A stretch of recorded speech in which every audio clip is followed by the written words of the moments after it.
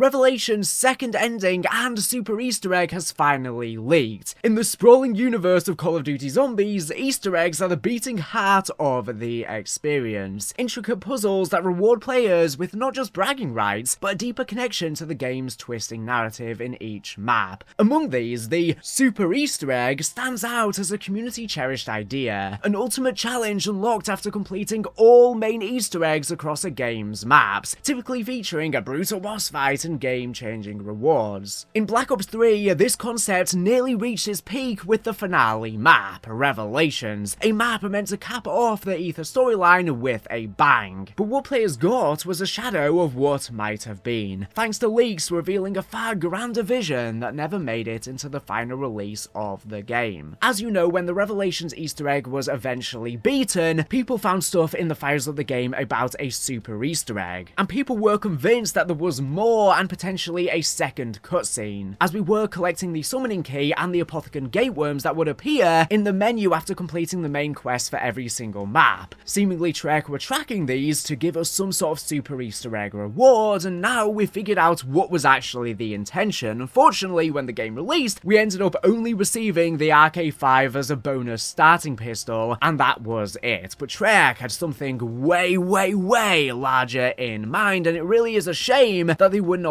able to execute it, because it caused a lot of backlash at the time when people were expecting a proper super Easter egg in that game, because people were finding stuff in the files about it, and that's why we always need to take stuff in the files with a grain of salt. Game development is hard, and clearly they wanted to do something like this, but it just fell to the wayside, unfortunately. And then Infinite Warfare picked up the scraps, and they ended up doing a proper super Easter egg with an entirely different Mephistopheles boss fight, one of the best ever boss fights we've ever gotten in Zombies, and then a bunch of awesome rewards spawning in with all perks, pack-a-punch weapons in the mystery box, etc. Essentially becoming a god with the director's mode. This video is all about unpacking the leaks from Black Ops 3, diving into the cut content that would have transformed the Revelation super Easter egg into something unforgettable. As recently there has been a big hard drive leak for Call of Duty Zombies, and we've learned so much behind the scenes information that I'm going to be slowly uncovering in many videos to come. In this video we'll explore the giant Shadowman boss fight, the incredible rewards that were planned, and how this lost content ties into the broader zombie saga, complete with lore implications, comparisons to other games, and even a look back at Black Ops 2 and 4 for context. So grab your Apothecon servant and let's step into the multiverse to uncover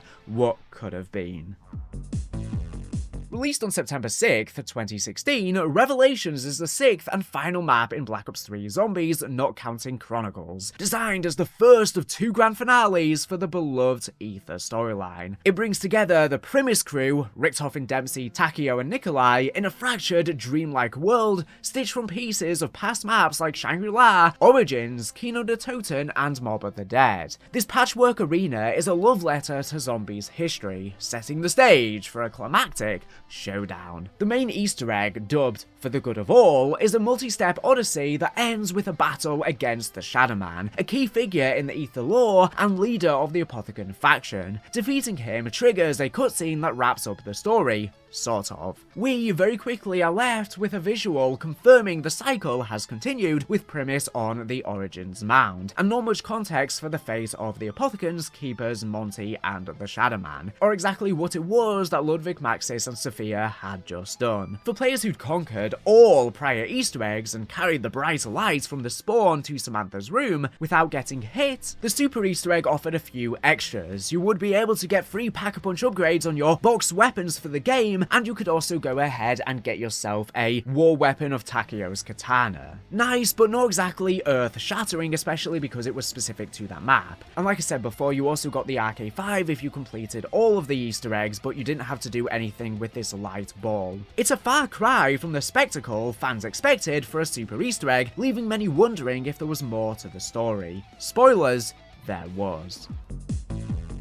The Zombies community got a jolt of adrenaline when leaked development documents from Trek's work on Black Ops 3 recently surfaced online, spilling secrets about Revelations and many other maps' original plans. These files shared across Twitter reveal a super Easter egg that was far more ambitious than what was shipped. According to the leaks, the Shadowman fight we know was just the appetizer, a fake ending meant to lull players into a false sense of victory. The real deal, a second jaw-dropping phase featuring a giant Shadow Man boss fight towering over the entire map. Think even larger than Cortifex or the Entity, paired with rewards that would have changed Black Ops 3 forever. I guess this is what Jason Blundell was referring to in an interview when he said there was a much bigger Shadow Man vs Monty boss fight planned that they cut to save for something bigger, which I guess would have probably been saved for either Blood of the Dead's boss fight or the finale of Black Ops 4 Zombies' boss fight. However, again, it never ended up materializing. This is probably why we see Monty physically on the map in the story recap trailer for Black Ops 3 Zombies before Revelations released. There was meant to be a Dr. Monty Super Pack-a-Punch and zombies dropping mega gobblegums like candy. So this Super Pack-a-Punch is essentially what became the Golden Pack-a-Punch on Tag de Toten for much more powerful weapons. Now, the reason why all of this was cut was due to development issues. They were pretty much stretching the limits of what the consoles as well as the engine could handle at the time. They literally just managed to get in what they could without the game entirely crashing. And since Monty and the Shadow Man were going to be present during this epic fight, this is probably why in the files for Revelations there's announcer quotes for both Monty and the Shadow Man. These would have probably played during the fight. Max ammo. Bonus points. Carpenter. Bonus points. Carpenter. Double points. A Twitter user also pointed out that we had extra rewards planned to be coming to the game as super Easter egg prizes. 2 animated calling cards, one of which might be the Primus Rules calling card, which we do still unlock, an animated weapon camo that worked on any weapon, and a purple border would be placed behind your character portrait rather than Black Ops 3's traditional blue if you would complete all of the quests, so that anyone you're playing with or your friends knows that you have done this colossal achievement. Rewards like these seem to reflect this larger Shadow Man boss ending, purple being a colour consistently associated with him and the Apothecans. It's likely that Treyarch scaled the rewards back when the scope of the ending changed. Perhaps beating the quest we got unlocked one calling card, but the other and the super rewards were hidden behind the second ending. These documents don't just hint at cut content, they paint a picture of a super Easter egg that could have redefined the map's place in Zombies lore. And it is a shame that most of this never made it into the full release of the game and caused frustration in the community, when Treyarch did have something much bigger planned, but this seems to be always the case with game development. More things get cut than make it into fruition, and I'm sure that's similarly the case for Black Ops 6 as well. Regardless, let's break down this super Easter egg boss fight.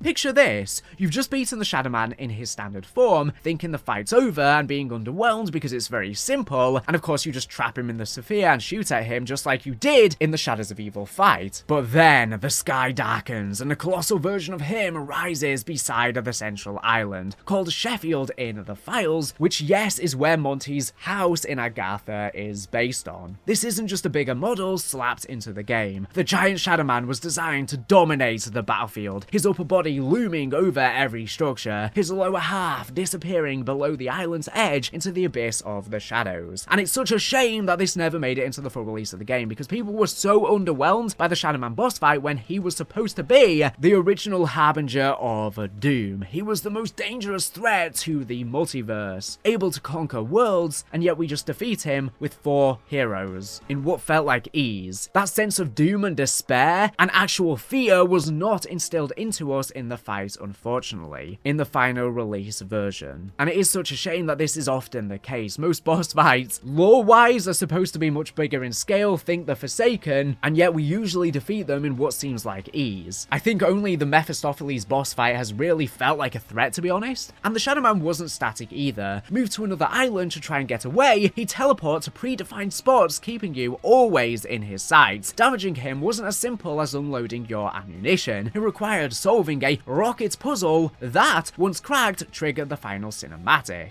and his arsenal gives us a peek into what this rocket puzzle likely was. V2 rocket barrage. Portals would be open overhead, unleashing slow-moving rockets that tracked players. A direct hit meant instant death, forcing you to shoot them down while dodging chaos below. This attack probably featured the rockets from Moon that shot down onto the Earth, reusing them in a clever manner to attack players, with a function to shoot and destroy them before they hit you, kind of like Ascension's rocket. The puzzle here was likely somehow redirecting the rockets to hit the Shadow Man instead of you. Now, of course, the rocket shield was supposed to be the shield on this map, and you see it in the trailer for the map as well, but we ended up seeing the Gorod Krovi one instead. And if I had to imagine, maybe that played a role in it, because even with the Gobblegum that gave you random power-ups, people were glitching in the rocket ammunition drop as well at random, which people thought might have been for some sort of cut Easter egg or an unsolved Easter egg. And even some of this rocket stuff was found in the code as well back in the day when it initially released, including the fact that there was a cut Easter egg during this that would allow you to upgrade the summoning key itself. The other cut phase of this boss fight was going to be the Curse of the Apothecans. The Shadow Man would curse all players, warping your screen and spawning cleansed points you'd race to reach. Hide somewhere inside, like in the theatre or Verrucht, he'd spam this move faster, sometimes snarling in Apothecan language to taunt you back inside. The other one was Mini-Boss Mayhem. He'd summon the Panzer Soldat, Elemental Magwas, and more, all at once, turning the map into a war zone where survival demanded split-second decisions and precise knowledge of how to take down each mini-boss. This wasn't just a boss fight, it was a survival gauntlet meant to push teams to their limits, blending raw combat with the puzzle-solving zombies fans adore. The leaks also spotlight the bows from Der Eisendrache. Yes, that's right, they were supposed to be featured on this map as well, which is wild when it already shipped with 2 wonder weapons. 4 elemental wonder weapons would have joined them, second only to the staffs Fire, Lightning, Void, and Wolf. In the ship's revelations, the Apothecan Servant steals the show as the go-to wonder weapon, followed up with the trusty Thundergun. But the documents suggest the bows were meant to play a starring role in the Super Easter egg as additional weapons and key tools against the giant Shadow Man. You would get them during this fight. But why the bows? The revelations is a collage of past maps, including Der Eisendrache, so their inclusion would have been a thematic home run, and of course they were already in the files of Black Ops 3. Plus, the Pyramid Room from Der Eisendrache is the room where you build each of the bows, and of course is featured in Revelations 2. Now, it is mostly for decoration, but this provides a much better reason for its existence, since you would originally build them there. But how could they tie into this quest and Super Easter egg? The documents aren't too specific. Maybe the Firebow melted incoming rockets, or the Void Bow disrupted his curses. This might have even tied into the rocket puzzle, each bow unlocking a piece of the solution. Without them, the map feels like it's missing a layer of depth, a chance to wield some of Zombies' most iconic weapons against its biggest threat yet. One of the big criticisms of Revelations is that it got boring too quickly because it was all just reused content. But that's the point of the map, it's supposed to be a love letter of all of Zombies' history. So the counter to that is people think, well actually they should have just given us even more returning content, and from the leaked files it seems like that was what was planned. However, it was just too much, they couldn't get it all working. The map was even supposed to feature many more remade sections, and it just became too overwhelming, and probably they had technical reasons why they couldn't have that much content as well, but the plan was to have even more returning stuff, which would have made the stakes and nostalgia feel a lot higher and probably would have made the map get old less quickly. If the giant Shadow Man was the challenge, the rewards were the payoff, and they were massive. Like I said earlier, the least detailed Dr. Monty's Super Pack-a-Punch. And let's go over how it would work. It would be a souped up upgrade machine unlocked during the main quest and supercharged by the Super Easter egg. It offered bigger ammo clips and reserves for those clutch moments, a slick, unique camo to flex your weapons, better odds for alternative ammo types like explosive rounds. Post-victory, this machine would pop up in other Black Ops 3 maps as well after a set round, turning every game into a power trip. And this would have given a reason to go back to all of those old maps and play them with new upgraded power, which was definitely lacking from Black Ops 3's Super Easter egg. We expected it to be cross-map and give upgrades for the other maps as well. But the real game changer, Zombies dropping Mega Gobblegums. Think Perkaholic or Shopping Free to use on the spot. This would have flooded matches with perks and other rewards, rewriting high-round strategies and Easter egg runs. For a community used to rationing these precious gums, it's kind of the reward that dreams are made of. But it does make sense why they never made it into the full release of the game, because they wanted to make money by selling microtransactions, especially with Zombies Chronicles on the horizon a year later, which would give them a massive boost in people buying the microtransactions. And also it would have disrupted the maps a lot if you were just randomly being given Gobblegums throughout. It should have been probably a separate mode if they were going to do this.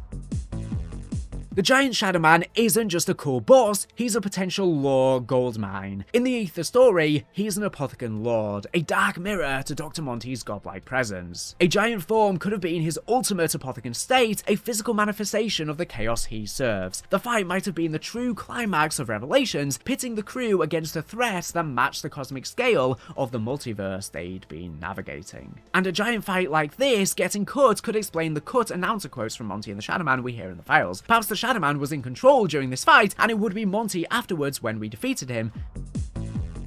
A giant extra fight and ending getting cut also helps explain the distinct lack of context we get for, well, anything in the Revelations ending. Think about the ending we got. The crew beats the Shadow Man, and in what seems like no time, the crew are quickly teleported back in time to the Great War. No real explanation given to what's happened to Monty or the Shadow Man after this. A victory over his giant form could have offered closure, proof they tipped the scales against the Apothicons, maybe even setting up a clearer path for the premise cycle, or at least a platform to show us what happens with Revelations once the cycle restarts. Do the children disappear? How does the house reset? It's not just about bigger story beats though, it's about giving the Aether Saga a finale that feels as monumental as its stakes. This could have turned Revelations' ambiguous end into a triumphant roar, satisfying fans who followed the story for years with a more victorious conclusion. And we have of course already seen the giant version of Monty and the Shadow Man before, when we finally got a look at the Great War in the last couple maps of Black Ops 4 Zombies. We see Monty in his squid-like form with his red scarf around his neck and his giant form, with all of these other giant keepers surrounding him, fighting against the giant Shadow Man and his giant hordes of the Apothicons and the Elder Gods on the other side. This could have been the sheer ginormous scale that this boss fight originally was meant to echo. And then when we see their giant forms in Black Ops 4, it wouldn't have come as such a shock. We would have already seen them physically. I guess this was Treyarch's way of letting us know that they did have these giant forms, even though they weren't able to give it to us in-game. And it really is a shame that we never got to see the Great War play out in this way, because this was basically the plan for Revelations. A proper Great War with the Shadow Man and Monty, the Apothicons and the Keepers. But the grandeur nature of it and the sheer scale of it was just too ambitious for what they could pull off with the current engine limits at the time, and as well as budget reasons, time reasons, etc.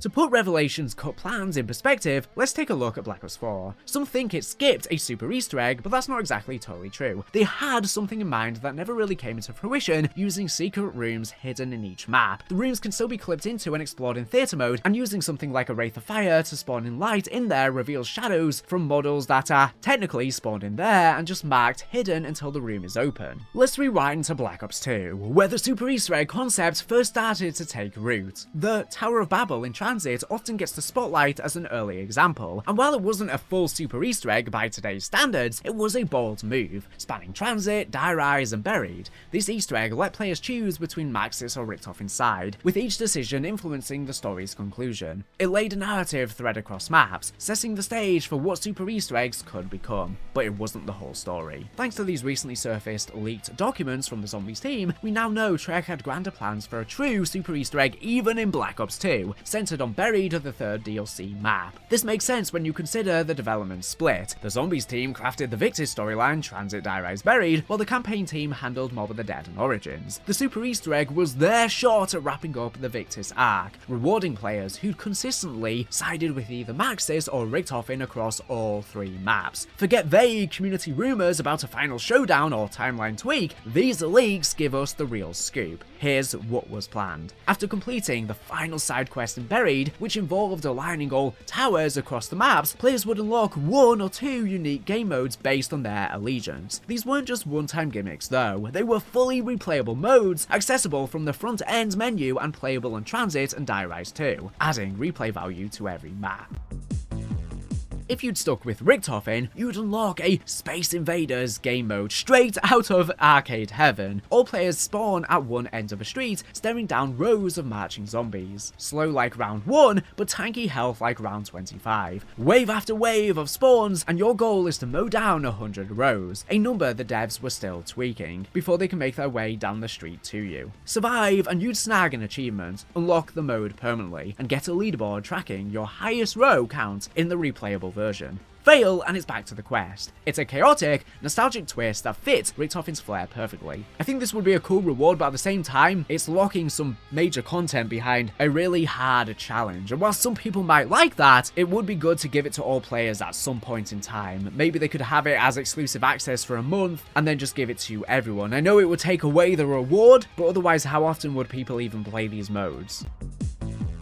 Maxis fans got a different beast, the Sloths and Ghosts game mode. Sloth was the developer name for Arthur/Leroy/the big guy on Buried. You'd spawn on Buried's lowest level with Sloth and a pack of ghosts. The objective, blast Sloth until his health bar hits 0. Since obviously they didn't come up with Arthur until Black Ops 3 as the name, Leroy was just the community name, Sloth was his code name. Every hit you land spawns more ghosts, up to the engine AI cap, making it a frantic balancing act. Kill Sloth fast and you'd face fewer ghosts. Drag it out and you are swarmed. Victory earned an achievement, unlocking the mode for replay, and added a leaderboard for the fastest Sloth takedown times. It's a strategic, high-pressure challenge that screams Maxis' calculated style rather than Richtofen's love for games. It does leave a lingering question of why Maxis would want to kill Arthur, though. Perhaps he played a different role in the story at the time and was in some way assisting Richtofen, or perhaps he was simply a sad sacrifice, someone Maxis didn't care to hurt on his way to Samantha. These modes were the ultimate payoff for sticking to one path through the Victis maps. I can remember during Black Ops 2's lifecycle, we all speculated about nav cards unlocking new game modes, and while the leaks don't mention nav cards specifically, they confirm that game mode rewards were indeed the plan, far beyond the small rewards that Tower of Babel delivered. The map selection screen even tracked your allegiance, hinting at how seriously Treyarch took this choice-driven reward system even from launch. So why didn't we get this? The documents don't spell it out, but deadlines and resource shifts are likely culprits. With Origins handed off to the campaign team, the Zombies team might have run out of time to polish these modes. Community rumours of a bigger super easter egg like a Richtofen Maxis showdown or a setup for Black Ops 3's multiverse don't quite match the leaks, but they weren't entirely off base. Treyarch was testing ambitious waters, and the very super easter egg could have been a game changer. In the grand scheme, Black Ops 2 planted the seeds for what super easter eggs would become. Story-driven quests with tangible, lasting rewards. The planned Buried modes would have elevated that vision, blending Zombies' chaos with arcade-inspired replayability. It's a stepping stone to Revelations in Black Ops 3, where Treyarch aimed to perfect the concept.